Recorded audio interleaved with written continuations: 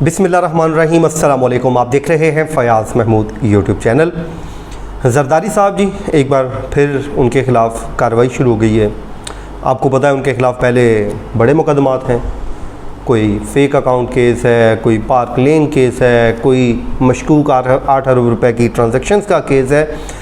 अब उनके ख़िलाफ़ जो केस है जी, उस अपार्टमेंट का है जिसकी कहानी शुरू होती है दिसंबर 2018 में। ये इसमें कई किरदार हैं। आज उन तमाम तर किरदारों का इस वीडियो में हम जिक्र करने जा रहे हैं। लेकिन जी, ये मामला सामने कैसे आया? आपको पता है पिछले कुछ दिनों से ज़रदारी साहब की तबीयत नासाज थी और ख़बरें काफ़ी चल रही थी कि वो बीमार हैं। उससे पहले जब मशकूक ट्रांजैक्शंस का केस चल रहा था तो उन दिनों में भी वो खासे बीमार थे और वो हॉस्पिटलाइज भी रहे। फिर उनकी बेल हो गई, फिर अल्लाह ताला ने उनको तंदुरुस्ती और सेहत दी, तो अभी वो फिर बीमार हो गए थे और बीमार हैं। अल्लाह ताला उनको सेहत और तंदुरुस्ती दे। अब जी, बेसिकली ये केस है न्यूयॉर्क में जो उनकी एक अपार्टमेंट मुबैना का, मैं इसलिए वर्ड यूज़ कर रहा हूँ कि ज़रदारी साहब ने इसी पिटीशन में कुछ उसकी एक लाइनर वजाहत भी दी है। अब इसमें हुआ ये है कि जी, ये न्यूयॉर्क का जो इलाका है मैनहट्टन, उसमें ये अपार्टमेंट है। उस अपार्टमेंट से मुतल्लिक 15 जून को नैब एक नोटिस भेजता है ज़रदारी साहब को कि जनाबे वाली एदी डिटेल दिओ, ये तुसी किवें बनाया, ये तुसी किवें खरीदिया, ये तमाम तर सानू ईची बीची दिओ।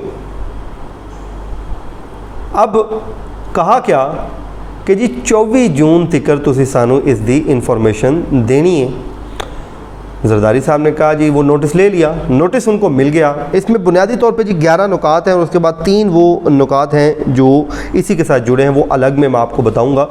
तो पहला जो नैब का कॉल अप नोटिस मेरे सामने पड़ा हुआ, उस पर वो ये लिखते हैं कि जी, आपकी एक जायदाद है जो इन्वेस्टिगेशन में सामने आई है, इंक्वायरी के दौरान सामने आई है, वो न्यूयॉर्क में अपार्टमेंट है आपका। उसकी जो मालूमात हैं ज़रदारी साहब 24 जून तक वो फराहम कर दें।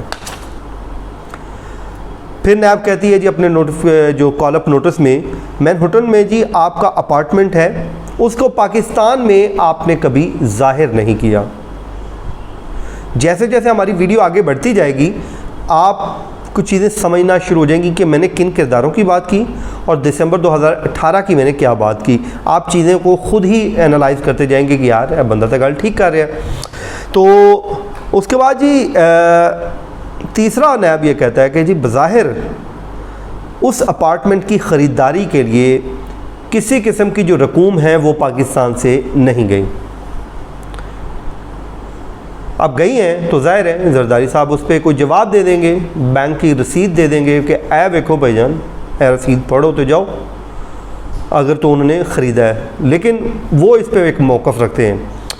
फिर जी 15 जून को नैब ने नोटिस किया और ये जवाब मांगा, और फिर जवाब के जो नैब ने जवाब मांगा उस पर ज़रदारी साहब ने उनको एक जवाबी ख़त लिख दिया।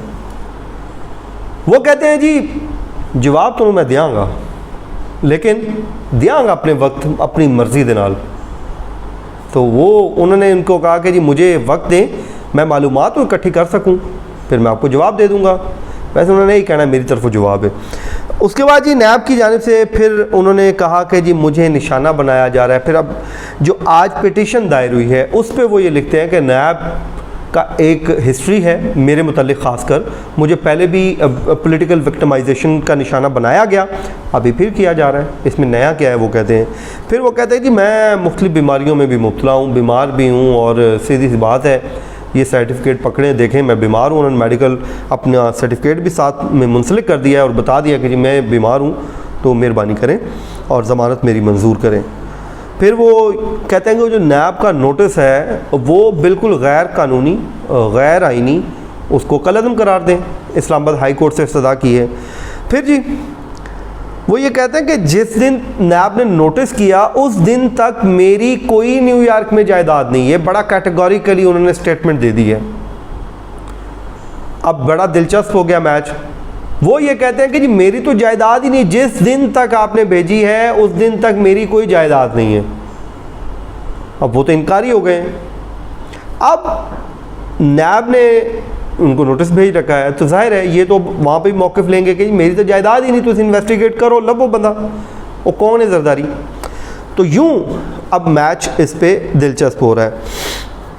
अब आए जी, आपको थोड़ा सा मैं बैक पे ले जाता हूँ।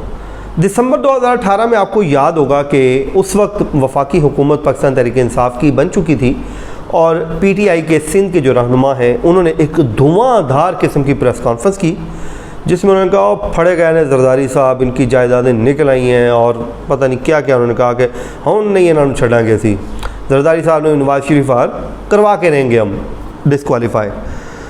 फिर वो इलेक्शन कमीशन में मामले को ले गए, खुर्रम शेर ज़मान और दीगर जो PTI के रहनुमा थे, इसमें सारे ये लोग लिंक्ड हैं। अब इस पूरी स्टोरी में वो इलेक्शन कमीशन में गए और वहाँ से जाके उन्होंने खैर वापस ली, फिर वो सुप्रीम कोर्ट टुर गए कि जिवें नवाज शरीफ नूं डिस्क्वालीफाई करवाया सी, जरदारी साहब भी आर्टिकल 62(1)(f के तहत कर जाएंगे। तो उन्होंने वहाँ से भी फिर एतराज़ लगे, वो पिटीशन वापस होगी, फिर इस्लामाबाद हाई कोर्ट में उस्मान डार साहब, खुर्रम शेर ज़मान और ये लोग आगे, फवाद चौधरी साहब ने उस टाइम प्रेस कॉन्फ्रेंस भी की। तो इन्होंने उस टाइम ये इल्ज़ाम आयद किया कि जी जरदारी साहब की जायदादें हमने पकड़ ली हैं और ये वो जायदादें हैं जिनको जो गोशवारे हैं उनमें भी ज़ाहिर नहीं किया गया, उनके जो कागजात नामजदगी हैं उनमें भी ज़ाहिर नहीं किया गया और जरदारी साहब को डिस्क्वालीफाई करें। इन्होंने जो हक़ाइक़ हैं वो छुपाए हैं, इन्होंने बददियानती की है और इनको बददियानत करार दे के इनको घर भेजा जाए।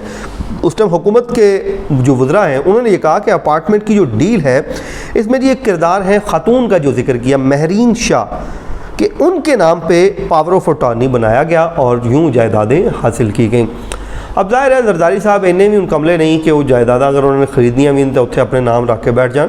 ज़ाहिर है आपको पता है इनका बड़ा एक फेक अकाउंट केस को पढ़ने के बाद तो मेरा दिल कभी कभी करता है कि हॉलीवुड अगर उस पर मूवी बनाए ना तो लग समझ जाए सबको कि जो उस फेक अकाउंट केस में किस तरह ये अनवर मजीद, ख्वाजा अब्दुल गनी मजीद और इन लोगों ने कार्रवाइयाँ डाली हैं, आपको समझ ही ना लगे कि भाई अगलों ने बैंक बना लिया अपना।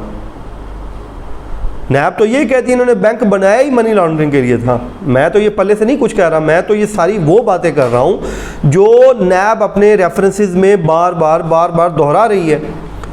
तो आप अगर देखना चाहते, जहाज़ भी अगलों ने ले लिया और वो भी मुफ्त में। ये इस पर मैं एक स्टोरी कर चुका हूँ, आपने कभी सुननी हो तो मेरे वो चैनल पे, बल्कि कहते हैं तो मैं लिंक भी शेयर कर दूँगा। तो इस तरह कार्रवाइयाँ हुई हैं सर। तो ये है जी आज का इनका पिटिशन। अब इस्लामाबाद हाई कोर्ट में फ़िक्स होगी, फिर इस पर समाअत होगी, फिर हम आपको इस पर अपडेट करेंगे।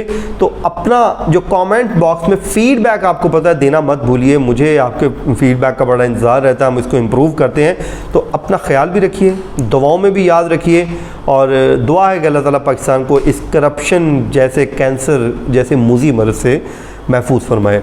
मुझे दीजिए इजाज़त जी, अपना बहुत सा ख्याल रखिए। और अगर नैब ने इस पर भी यू टर्न लिया और ना साबित किया तो फिर नैब के नाल जो होना चाहिए आपको पता है वो होके रहेगा। तो मुझे दीजिए इजाज़त जी, अल्लाह हाफिज़।